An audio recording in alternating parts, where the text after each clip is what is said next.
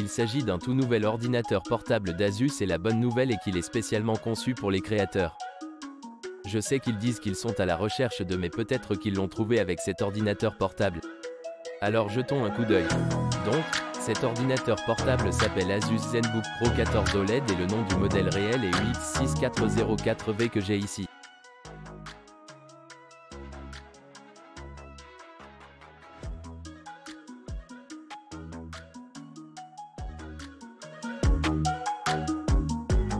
Boîte dans une boîte. Oh, j'aime ce nouveau logo d'Asus. Ok, voici l'ordinateur portable.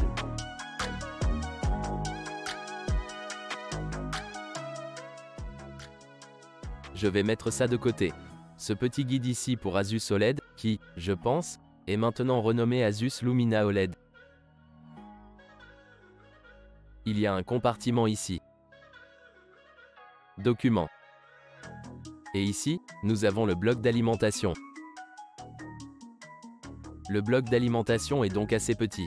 Il s'agit d'un bloc d'alimentation de 200 watts et c'est le bloc d'alimentation Zephyrus G14. Comme vous pouvez le voir, c'est un peu plus petit ici. Si vous posez ceci sur le dessus, évidemment, c'est 240W et c'est 200W. Ou peut-être que c'est un Pro OS. Je ne me souviens plus lequel c'est.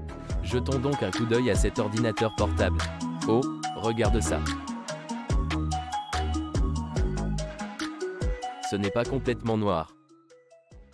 Cela donne un peu de bleu. Un doigt ouvert. Donc, cet ordinateur portable est livré avec le pavé numérique intégré au pavé tactile ici. Et vous pouvez faire glisser pour l'allumer et l'éteindre comme vous pouvez le voir ici. Je vais juste enlever celui-ci. Nous y voilà. Il y a comme une petite chose en relief ici. Le trackpad est également assez grand. J'adore ce design. Comme chaque fois que vous ouvrez ceci, cela semble premium. J'adore le nouveau logo. Je pense que c'est très cool. J'aime les logos qui ne disent pas le nom, mais qui n'ont en fait que le logo. C'est très maigre et mince aussi. Si mince. L'écran est également très joliment brillant. Parlons donc de certaines des spécifications et vous comprendrez pourquoi cet ordinateur portable est en fait conçu pour les créateurs. Premièrement, le processeur peut être configuré jusqu'à i9-13900H, qui est un processeur à 14 cœurs et augmente jusqu'à 5,4 GHz sur un ordinateur portable. C'est une performance assez folle. En termes de GPU, il peut être configuré jusqu'à Nvidia RTX 4070 avec 8 Go de VRAM. L'ordinateur portable dispose de 16 Go de DDR5 soudés sur la carte mère, mais il y a également un emplacement de 32 Go. Maintenant, peut-être que plus tard, ils mettront également à niveau cet emplacement à 48 Go, ce qui signifie que vous pouvez obtenir 64 Go au total. Pour l'instant, le total est de 48 Go. Donc, en termes de performance, il offre beaucoup. Et vous pourriez dire, eh bien, regardez, ce ne sont pas des spécifications impressionnantes car nous pouvons devenir beaucoup plus puissants. Il ne pèse qu'environ 1,6 kg.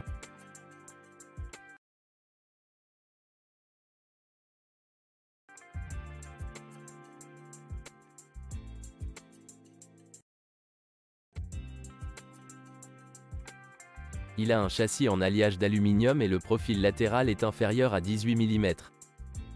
Et afin de garder cela au frais, Asus a mis en place sa propre technologie eSchool Pro qui peut prendre en charge jusqu'à 125 watts de refroidissement de conception thermique pour le GPU et le CPU. Une autre chose dont nous devons parler est l'écran. Et c'est là qu'on voit quelque chose d'incroyable. Il s'agit d'un écran OLED et Asus l'appelle Asus Lumina OLED, ce qui signifie que vous bénéficiez de tous les avantages de l'OLED. Mais Asus a également adapté la technologie OLED à certaines de leurs fonctionnalités similaires, ce qui signifie essentiellement que sur les ordinateurs portables Asus, la technologie OLED sur les écrans est plus précise, plus adaptative, puis plus fiable. Maintenant, ce n'est pas seulement la technologie OLED de première génération. Nous avons un taux de rafraîchissement de 120 Hz. Nous avons HDR jusqu'à 600 nits et il est validé par Pantone. De plus, la précision des couleurs est inférieure à 1 en ΔE. Juste en perspective, si vous ne savez pas ce que ΔE signifie, c'est que ΔE mesure la précision des couleurs à l'écran. vous avez un espace colorimétrique, ici 100% DCI-P, qui est un très grand espace colorimétrique. Mais alors ΔE mesure la précision des couleurs de l'écran. Et pour les créateurs, c'est très important. Juste pour que vous sachiez, lorsque vous obtenez un ΔE de 3 ou moins, c'est un très bon écran. Et vous pouvez en quelque sorte lui faire confiance pour qu'il soit fidèle aux couleurs lorsque vous savez, vous voyez un produit final sur d'autres appareils, etc. Quand vous en voyez moins de 2, c'est vraiment de bons moniteurs de qualité professionnelle, n'est-ce pas? Certains des moniteurs de créateurs que vous pouvez encore acheter sont comme, vous savez, 3 et moins. Quand c'est moins d'un, c'est une précision des couleurs de premier ordre, que nous pouvons voir sur ces écrans, ce qui est très important pour les créateurs. Et Asus a ses propres paramètres et configurations pour l'entretien OLED, puis sans scintillement, puis économie de batterie pour l'OLED. Donc, il suffit de prendre soin de l'écran et de laisser le meilleur pour durer. L'écran est également un écran tactile. Comme vous pouvez le voir, regardons le pilote GPU installé maintenant. Pilote Studio pour la recherche de GPU pour ordinateur portable 4070. L'écran tactile prend également en charge Asus Pen 2.0. Si vous aimez l'utiliser, il y a une option là-bas. Je tiens à dire que l'écran n'est pas complètement plat. Donc, si vous voulez utiliser l'écran pour, vous savez, dessiner ou utiliser l'écran ou utiliser le stylet Asus, il ne va pas à plat sur le sol. C'est jusqu'où ça va. En ce qui concerne la taille de l'écran, il s'agit de 14,5 pouces, comme je l'ai mentionné, et d'un format d'image de 16/10, ce que nous aimons tous un peu plus que 16/9. De plus, nous avons un écran de 2,8 Kelvin, ce qui nous donne de très bons pixels par pouce. Il a d'autres bizarreries et fonctionnalités d'utilisation très intéressantes intégrées à Alexa, par exemple, ici. Il possède une webcam Full HD qui prend également en charge Windows Hello. Pour le déverrouillage rapide, vous savez, de votre ordinateur portable, le dernier Wi-Fi 6e et un son incroyable par Harman et Kardon. Comme vous pouvez le voir ici, il dispose également d'une suppression du bruit pour vos appels vidéo. Et puis nous avons le cadran Asus, qui est essentiellement conçu pour les créateurs. Maintenant, les ordinateurs portables ProArt ont un cadran physique là-bas, mais c'est un peu comme une technologie hybride où si vous le faites glisser du coin là-bas, vous pouvez voir cela s'allumer. Et puis nous avons quelque chose que vous pouvez faire sur l'écran ici. Évidemment, ici, vous pouvez modifier la luminosité du système, de l'écran puis du volume si vous le souhaitez. Mais si vous êtes dans une application créative comme Photoshop, vous pouvez l'utiliser pour la taille de votre pinceau ou le mappage à différentes choses via le Asus ProArt Creator Hub. Le pavé tactile ici à lui seul est très grand et intuitif. Maintenant, ce que j'ai, vous savez, ressenti et utilisé auparavant, c'est l'un des meilleurs que j'ai utilisé. Mais évidemment, c'est un premier portable de 2023 que je teste également. La sensation du pavé tactile et la façon dont il se sent et interagit avec vous sont tout simplement incroyables. Absolument incroyables. En termes d'OI du portable, quand on regarde ici sur le côté, on retrouve un lecteur de carte SD 4.0. Nous avons deux ports USB-C. L'un d'eux est le port USB 3.2 Gen 2, ce qui signifie une vitesse de 10 gigabits par seconde. Et l'autre est un port Thunderbolt. Et les deux prennent en charge la fourniture d'alimentation et la prise en charge de l'affichage. Au dos de l'appareil, nous avons juste quelques grilles, rien d'autre. Et puis sur le côté gauche, nous avons le DC dans le port. Nous avons un port HDMI. Et un autre port USB de type A, d'une vitesse de 10 gigabits. Et puis une prise combo micro et casque. La batterie à l'intérieur est une batterie de 76 Wh, je pense que nous devrions y jeter un coup d'œil. Il s'agit d'une tête de vis Torx T5. Un petit médiator ou ce petit kit iFixit sur le coin de l'ordinateur portable, puis il se détache.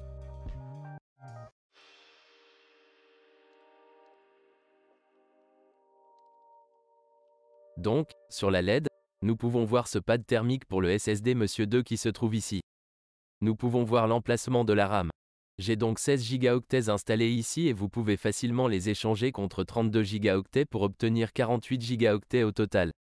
Voici la batterie de 76 Wh et notre SSD Monsieur 2. C'est un SSD intéressant. Cela ressemble à un Micron 3402 Teraoctets Monsieur 2.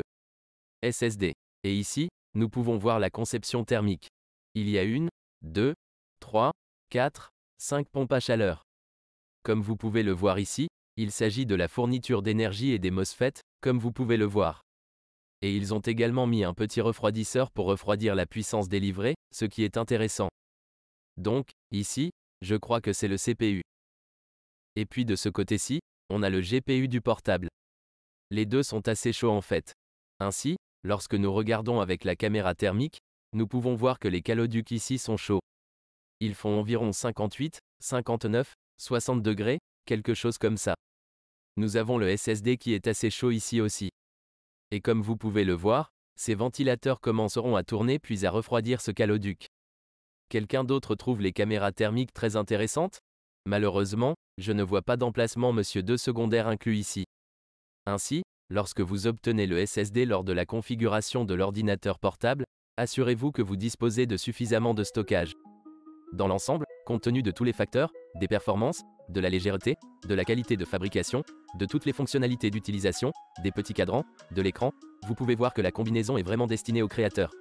Et j'aime ce produit. Si vous souhaitez le vérifier et consulter les derniers prix, consultez le lien dans la description ci-dessous et laissez-y plus d'informations.